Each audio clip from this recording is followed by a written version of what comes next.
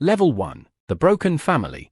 You are 4 years old. Your father collapses on the floor of your home on the Sabura. No warning, no illness. He simply falls and doesn't get up. Your mother, Aurelia, pulls you and your sisters close. She is the sharpest woman in Rome. You don't know that yet. You just know your father is gone. You grow up in a cramped apartment surrounded by street noise and poverty. The Julii are ancient. Your family traces its bloodline to Venus herself. But ancient names don't pay debts. You learn early that prestige and power are two completely different things. Level 2. The First Enemy.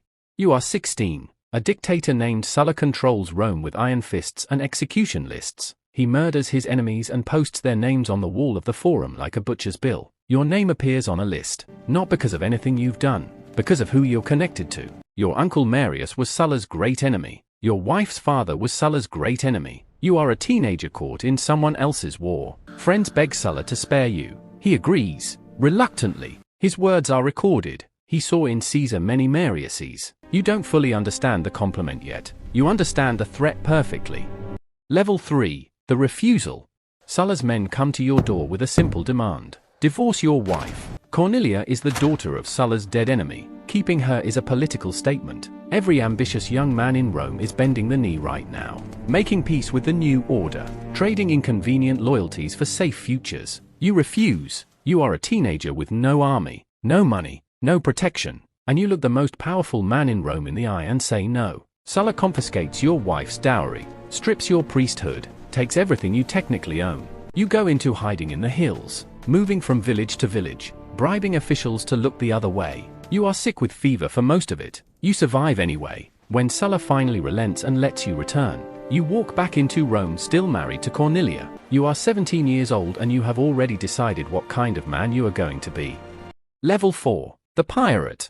You are 25. You are sailing across the Aegean Sea to study rhetoric when pirates board your ship and take you hostage. They demand 20 talents of silver for your release. You laugh at them. You tell them they've massively undervalued you. You demand they ask for 50. They find this amusing. They keep you for 38 days. You write poetry and read it aloud to them. When it doesn't impress them, you call them illiterates. You sleep whenever you want. You treat them like your own personal crew. You tell them, calmly and repeatedly, that once your ransom is paid, you will come back and crucify every single one of them. They laugh. They think you're joking. You are not joking. The ransom is paid. You raise a fleet. You hunt them down. You crucify them all.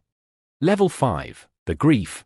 You are 29. Cornelia dies. The woman you refused to divorce when it would have saved you everything. She has been your wife for 13 years. She gave you your only daughter. You stand at her funeral and deliver the eulogy yourself, publicly, which no Roman has ever done for a young wife. It is not done. It is not dignified. You do it anyway. Rome watches and doesn't know what to make of you. Grief is supposed to be private. Power is supposed to be cold. You are something they haven't categorized yet. A man who calculates every move and still weeps in the forum. You remarry quickly, because politics demands it, but the daughter Cornelia left you. Little Julia, you will love fiercely for the rest of your life. She is the one thing in Rome you never use as a bargaining chip. Level 6. The Climb. Rome runs on money and favors, and you have debts that would crush a lesser man. You spend lavishly on public games, on bribes, on bread for the poor. You are buying popularity the same way a merchant buys stock. You understand something the old Roman aristocracy doesn't. The mob is a weapon, and no one is bothering to pick it up. You charm senators. You flatter generals. You make yourself useful to powerful men while quietly building something they can't see yet. You are appointed to minor offices, then better ones. Each rung of the ladder is climbed with a smile and a calculated kindness. Rome thinks you're just another charming politician. Rome is wrong. Level 7. The Spain that changed everything. You are 38. You are serving as a governor in Spain. A routine posting. A year away from the noise of Roman politics. One afternoon you pass a statue of Alexander the Great in a temple. Alexander conquered the known world by your age. You stand in front of that statue for a long time. When your staff finds you, your eyes are wet. You request to be relieved of your posting early. You ride back to Rome faster than anyone expects. Something has cracked open inside you that will not close again. You are no longer climbing the ladder. You are done pretending the ladder is the point. Level 8. The Alliance.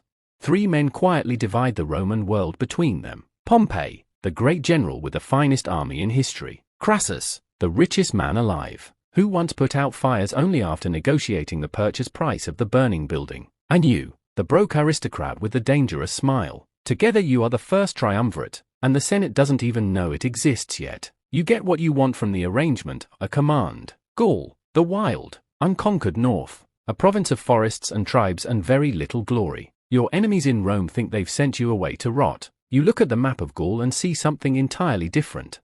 Level 9, the Conqueror. You are 42. For 8 years you move through Gaul like a storm with a calendar. You fight over 50 battles. You build bridges across the Rhine in 10 days just to frighten the Germans, then tear them down when you leave. You besiege a city and, when a relief army arrives, you build a wall to keep the city in and a second wall to keep the relief army out. And you fight enemies on both sides simultaneously and you win. You send reports back to Rome written in a clean, simple prose that makes your campaign sound inevitable. The Senate reads them and grows quietly afraid. You are not losing. You are not struggling. You are becoming something that doesn't have a Latin word for it yet. Level 10. The worst winter. A chieftain named Vercingetorix does what no Gaul has managed before. He unites the tribes. He burns his own cities rather than let you use their supplies. He fights you on his terms, not yours. He bleeds your army slowly through an entire brutal winter. Your men are starving. Your supply lines are cut. Your officers look at you in the dark and wait. You do not flinch. You do not retreat. You lay siege to his fortress at Alesia and build your double walls and wait him out through starvation and cold and 2 simultaneous battles. Vercingetorix rides out of the gates on his finest horse, dressed in his finest armor, and lays his sword at your feet. Gaul is finished. It will speak Latin within a generation. You have just added more people to the Roman world than any general before you. You ride back toward Rome and nobody in the Senate is laughing anymore. Level 11. The Daughter. You are 47. Julia dies in childbirth. Your daughter, Cornelia's daughter, the only real peace treaty between you and Pompey, because Pompey loved her genuinely, and so did you. Her death does something to the alliance that no political disagreement could. Pompey grieves in one direction. You grieve in yours. The invisible thread holding the triumvirate together snaps quietly. Crassus is already dead in the desert, his army destroyed in Parthia, his mouth reportedly filled with molten gold by his captors. The 3 men who divided the world are now one, and that one man is you. But tonight you are just a father who has lost his child. The war can wait until morning. Level 12. The Crossing.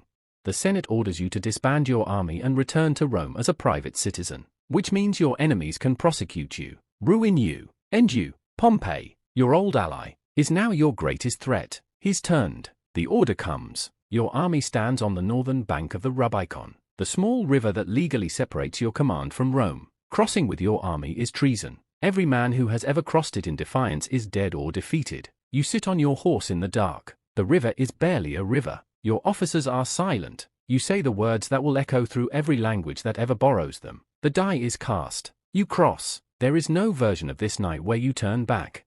Level 13. The Civil War. Pompey flees Rome before you even arrive. You enter the city without a battle. You open the treasury. Your enemies locked it to stop you by threatening to kill the official standing in front of it. You are generous to everyone who surrenders. You are relentless to everyone who doesn't. You chase Pompey across the entire Mediterranean world, from Italy to Greece to Egypt. At the Battle of Pharsalus, Pompey has nearly twice your numbers. You win anyway. Pompey runs to Egypt, expecting sanctuary. Egypt sends you his head in a basket. You look at it and weep. He was once your ally. He was once your son-in-law. You do not celebrate this.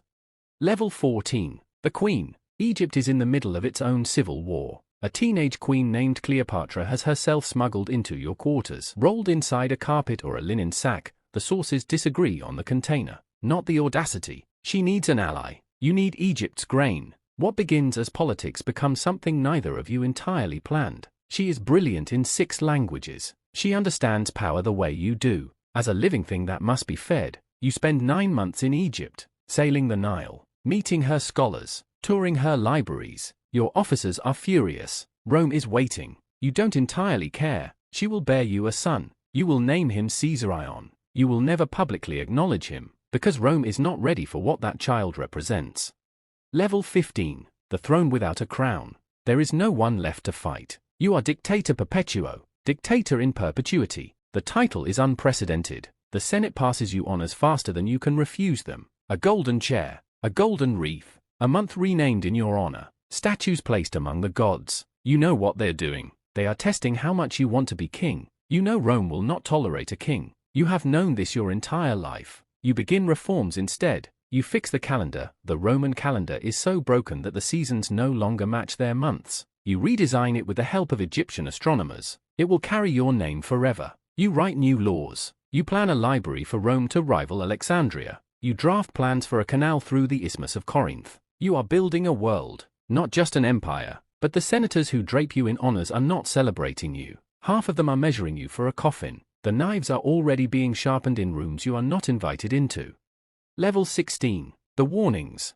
It is the week before the Ides of March. A soothsayer stops you in the street and says 4 words. A philosopher named Artemidorus writes down the names of every conspirator he has discovered and hands you the letter personally as you walk to the Senate. You take it and mean to read it. You never do. Your wife Calpurnia dreams of your statue spouting blood and Roman citizens bathing their hands in it. She weeps. She begs. She holds your arm and tells you not to go. You almost stay home. Then Decimus Brutus, one of the men with a knife already hidden in his toga, arrives at your door and gently laughs at dreams, and takes your arm, and walks you toward the Senate. You let him, because you have never been the kind of man who hides from a room. Level 17. The Ides.